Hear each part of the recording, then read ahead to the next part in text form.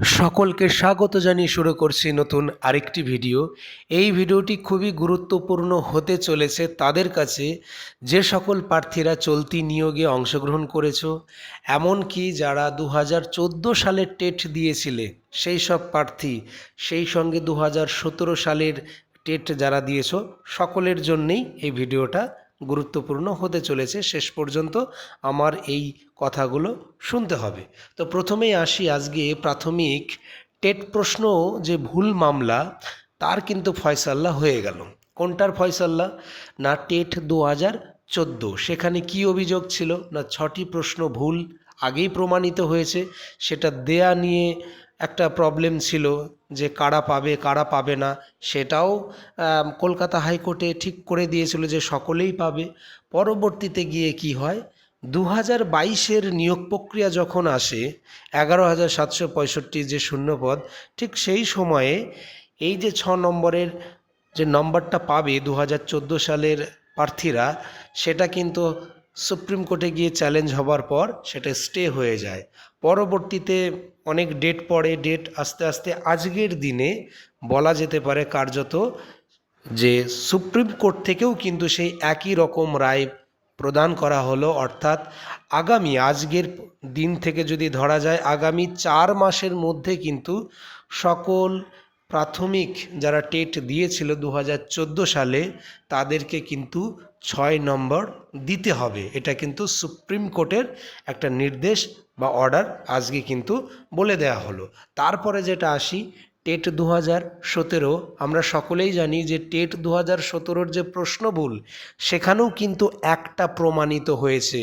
সুতরাং এখানে বিশেষ করে যারা 81 বা জেনারেল প্রার্থী যারা আছে 89, তো এই যে ক্যাটাগরি 1 নম্বরের জন্য যারা পাশ করতে পারেনি, তাদের কাছে কিন্তু একটা অপরচুনিটি। কারণ এই একটা প্রশ্ন ভুল থাকার জন্যেও 17 থেকেও কিন্তু রেজাল্ট আউট হবে। ঠিক আছে, তাহলে 14টা আজকে ফয়সাল্লা হয়ে গেল, 17টা আজকে হয়ে গেল। এবার আমি 3 নম্বর যে পয়েন্টে রেখেছি, যারা চলতি নিয়োগে অংশগ্রহণ করেছো তাদের তো একটা টেনশন আছেই। কারণ কিছু জেলার, সবেমাত্র কিছু জেলার ইন্টারভিউ হয়েছে, এখনও বাদ বাকি বড় বড় অনেকগুলো জেলা ইন্টারভিউ হতে বাকি আছে। এমনকি একটা যে ইন্টারভিউ যে শিডিউল চলছিল, ফেজগুলো পরপর ধাপে ধাপে, সেগুলোও কিন্তু বন্ধ হয়ে গেছে ভোটের কারণে। এই মুহূর্তে দাঁড়িয়ে যারা যারা নিয়োগে অংশগ্রহণ করেছে যেসব প্রার্থীরা, তাদের মনে কিন্তু চিন্তা ক্রমশ আরও বাড়বে। কারণ একটাই, কারণ যেহেতু এখান থেকে যদি পাশ করে 2014 বা 2017, অনেকে হয়তো ভাবছে যে এখানে তো পাশ করলে খুব একটা ক্যান্ডিডেট থাকার কথা নয়। কিন্তু আমি বলে দিই, যে সকল প্রার্থীরা এই প্রশ্নভুল মামলাতে যুক্ত ছিল, তারা কিন্তু ট্রেনিং পরবর্তীতে করে ফেলেছে। কারণ তারা জানে যে পরবর্তীতে ট্রেনিং ছাড়া, ডিএলএড প্রশিক্ষণ ছাড়া প্রাথমিকে চাকরি করা যাবে না। তারা ওইটা ভেবে একদিকে কি করেছে, 14 সালে যারা যুক্ত ছিল 6 নম্বরের জন্য একদম মরিয়া ছিল যে আমরা শেষ পর্যন্ত দেখব, চলবে এরকম, হ্যাঁ, তো তারা ওইটা যেমন হার মানেনি। আর এক দিক থেকে তারা কিন্তু নন ট্রেন ছিল, ঠিক আছে, ট্রেনিং ছিল না, তারা কিন্তু ডিএলএড করে নিয়েছে এই ফাঁকে। এবার সেই সংখ্যাটা কিন্তু নেহাত কম নয়, হয়তো নির্দিষ্টভাবে বলা যাচ্ছে না কত হাজার হবে, কিন্তু অনেকেই ট্রেনিং করে ফেলেছে। আর 17টা যদি বলি, এখানেও তাই, অনেকে যারা প্রশ্নভুল মামলায় যুক্ত ছিল তারা কিন্তু সকলেই দেখতে গেলে ট্রেনিং কমপ্লিট করে নিয়েছে। কারণ 17 টেট মানেই কিন্তু সকলেই ট্রেনিং প্রাপ্ত ছিল। 1 নম্বরের জন্য হয়তো পাস করতে পারেনি, তো এখান থেকেও পাস করবে।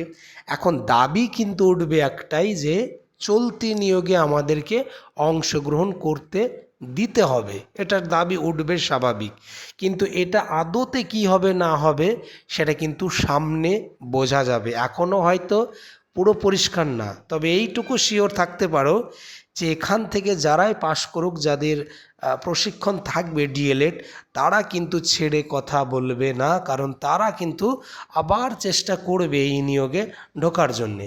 এবার যেহেতু চলতি নিয়োগটা যেভাবে চলছে একদম ঢিলেমিভাবে, এবার কি হবে, এই কোর্টের এই যে কোর্টের বিভিন্ন যে রায় মোকদ্দমা চলছে এগুলোর প্যাচে যদি পড়ে যায় সেক্ষেত্রে কিন্তু এই যে ক্যান্ডিডেটের যে সংখ্যাটা ইতিমধ্যেই কিন্তু ক্যান্ডিডেটের সংখ্যা আমরা সকলেই জানি, যে সংবাদ মাধ্যমে আমরা জানতে পেরেছি যে 60,000-এর কাছাকাছি।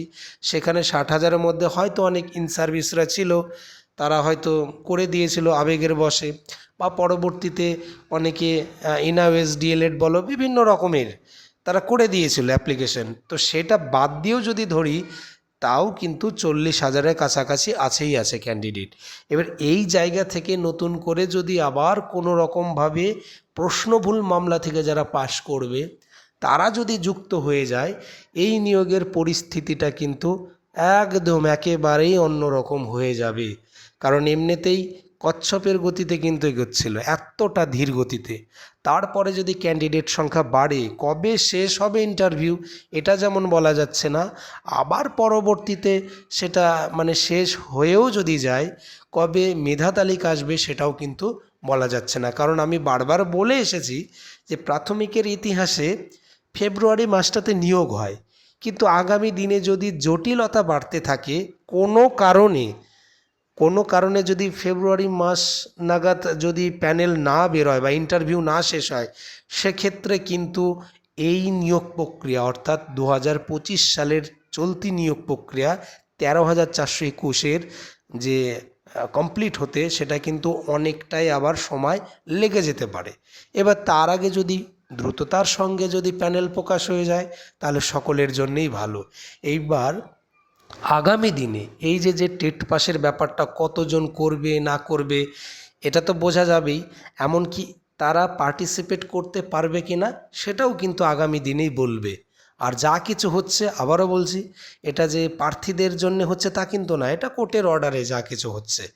না হলে একবার স্টে, আবার এখন সুপ্রিম কোর্ট থেকে অর্ডার দেয়া মানে এটা কিন্তু বের হবেই। তবু একটা মেসেজ আমি একটা বার্তা দিতে চাই, 2014 সালের টেটকে নিয়ে যে প্রশ্ন ভুলের যে ব্যাপারটা, তার রেজাল্ট কিন্তু পর্ষদের কাছে কমপ্লিট আছে। ঠিক আছে, 4 মাস বললেও 4 মাস সময় কিন্তু লাগবে না। আশা করা যায় তার আগেই, সেটা 3 মাসের মধ্যেও হতে পারে বা 2 মাসের মধ্যেও হতে পারে, এমনকি 1 মাসের মধ্যেও দিয়ে দিতে পারে ভোট পরবর্তী সময়ে। ঠিক আছে, কারণ কমপ্লিট আছে। কারণ এর আগে যেহেতু একবার অর্ডার করা হয়েছিল কলকাতা হাইকোর্টের ডিভিশন বেঞ্চ থেকে, তো সেই জায়গা থেকে কিন্তু তারা অর্ডারটা মানে পেয়ে গিয়ে সে রেজাল্ট আউট করার মতন অবস্থায় চলে এসেছিল। মাঝখানে গিয়ে কি হলো, 2022-এর রিক্রুটমেন্ট প্রসেস যখন আসে সেখান থেকে বেশ কিছু প্রার্থীরা গিয়ে এটা চ্যালেঞ্জ করে মামলা হয়, তো সেখানে স্টে হয়ে যায়। তো সেটা পুরনো কথা। এখন যেহেতু ফয়সাল্লা হয়ে গেছে, এখন দেখার বিষয় কতজন পাস করে আর কিভাবে এই প্রার্থীরা আগামী দিনে তাদের দাবিটা কি রাখে কোর্টের কাছে, সেটাই এখন দেখার বিষয়। এবার যাদের কিছু মানে কোশ্চেন থাকবে অবশ্যই কমেন্ট করো। আর তোমাদের কাছে একটা আমার রিকোয়েস্ট থাকবে, যারা প্রথমবার আমার এই চ্যানেলে ভিজিট করেছো দয়া করে এই চ্যানেলটিকে সাবস্ক্রাইব করে রাখো এরকম ধরনের নিয়োগ সংক্রান্ত আপডেট পাওয়ার জন্যে।